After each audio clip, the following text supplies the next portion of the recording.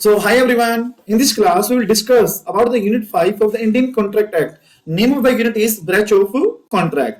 सबसे पहले आप समझिए कि ब्रेच का क्या मतलब होता है। ब्रेच का मतलब होता है कि किसी की कोई ऑब्लिगेशन थी और उसने वो अपनी ऑब्लिगेशन पूरी नहीं करी, it means that is breach of contract. Means failure of a party to perform his or her obligation.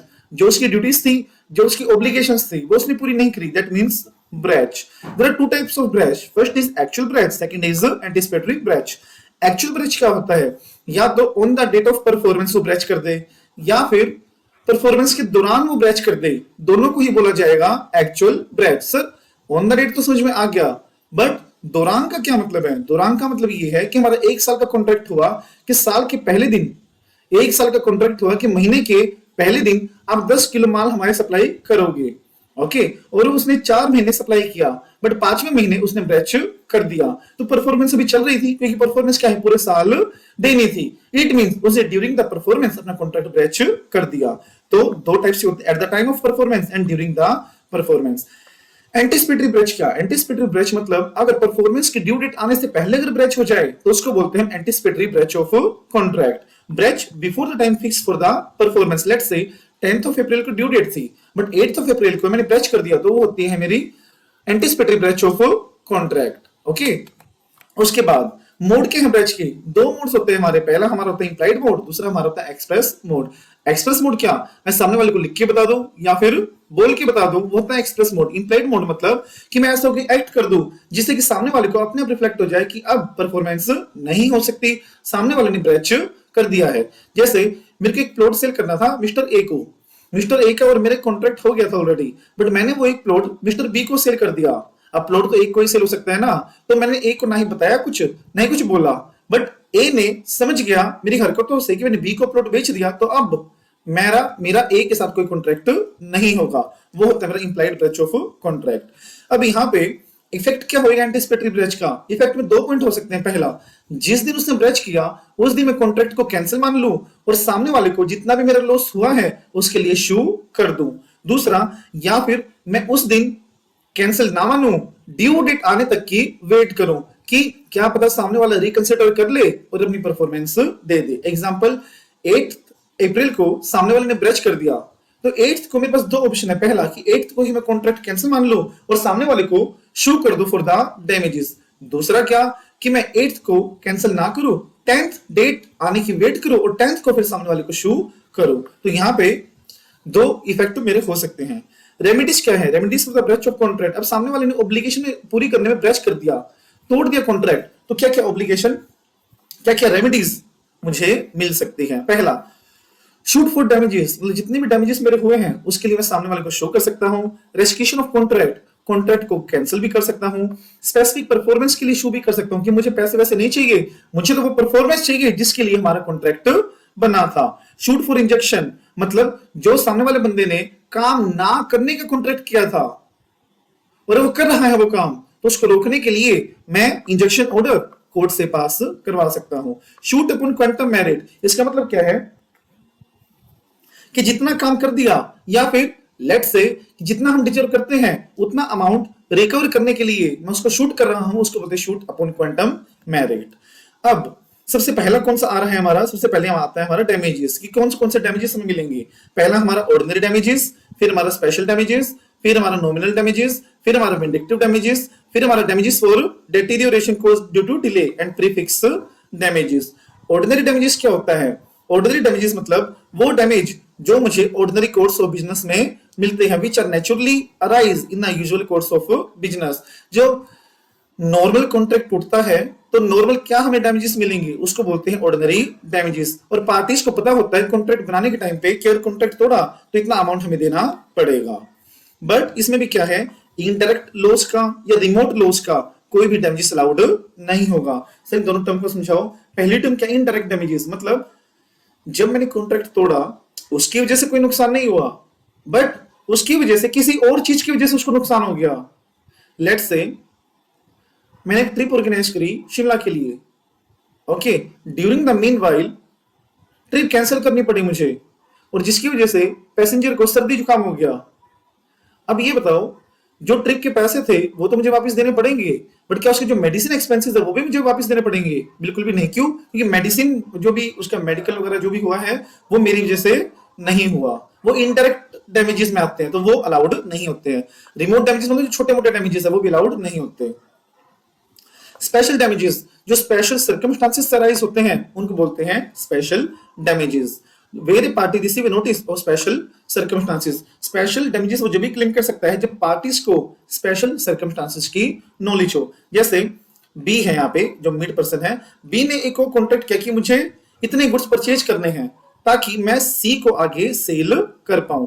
मतलब बी को सी से कोई ऑर्डर रिसीव हुआ, उस ऑर्डर को पूरा करने के लिए बी ने एक ऑर्डर दिया कि आप टाइम से माल पहुंचा देना, मुझे सी को ट्रांसफर करना है। अगर आपने ट्रांसफर नहीं किया तो मेरा जो प्रॉफिट होने वाला है सी से उसका नुकसान हो जाएगा। तो ये था मेरा स्पेशल सर्कमस्टांसेस। और अगर ये ए को पता है तो जब ए डिफॉल्ट करेगा तो ना ही सिर्फ उसको डैमेज देने हैं, बट जो सी के साथ उसका प्रॉफिट लॉस हुआ है, जो प्रॉफिट कमाना था उसका जो लॉस हुआ है वो भी बी ए से रिवर्स करेगा।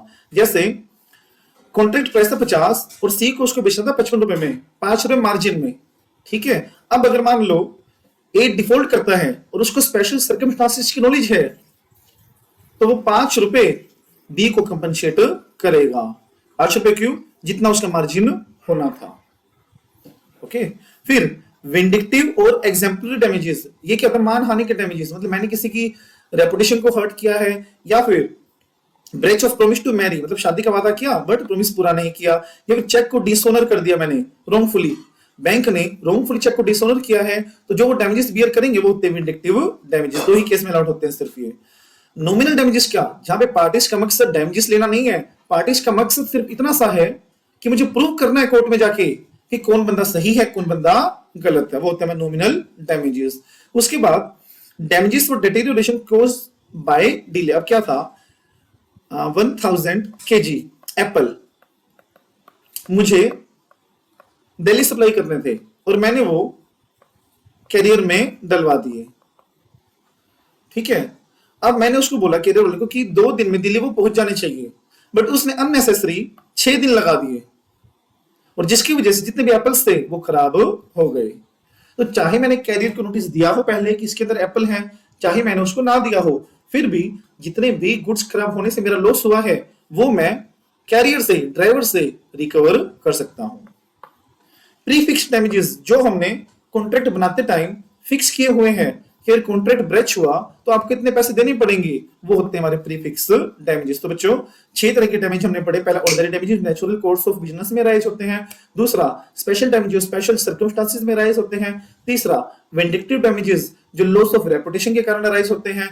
फोर्थ वन इज अपना है नॉमिनल डैमेजेस, जहां पे पैसा लेना मकसद नहीं है, बस प्रूव करना मकसद है। एंड देन प्रीफिक्स डैमेजेस जो फिक्स होते हैं, एंड उसके ऊपर वाला damages for deterioration due to delay, चीज खराब होने की वजह से जो भी नुकसान हुआ है वो मैं ड्राइवर से या कैरियर से रिकवर कर सकता हूं, उसको बोलते हैं हम damages for deterioration due to delay. Then penalty and liquidate damages. बच्चों पेनल्टी क्या होता है? एक्स्ट्रावेगेंट अमाउंट, जो अनरीजनेबल अमाउंट मैंने कॉन्ट्रैक्ट में डाला हुआ है कि अगर कॉन्ट्रैक्ट ब्रेच किया तो आपको मुझे 1 लाख रुपए देने पड़ेंगे, 1 करोड़ रुपए देने पड़ेंगे, लॉस चाहे जितना भी हो, बट मैंने अपनी मर्जी से कोई भी amount as a penalty fix कर दिया तो उसको हम बोलते हैं एक्स्ट्रावेगेंट अमाउंट, और सडनली उसको बोलेंगे हम पेनल्टी। लिक्विडेट डैमेजेस क्या? चाहे अमाउंट कुछ भी फिक्स हो, जो रीजनेबल अमाउंट ऑफ लॉस होता है उसको बोलते हैं हम रीजनेबल डैमेजेस या फिर लिक्विडेट डैमेजेस। अब इन दोनों में डिफरेंस क्या, इसको मार्क करना सबसे पहले मोस्ट इंपोर्टेंट। पास्ट ईयर में काफी बार आ चुका है ये 5 नंबर में, तो आने के चांसेस ज्यादा हैं इसके।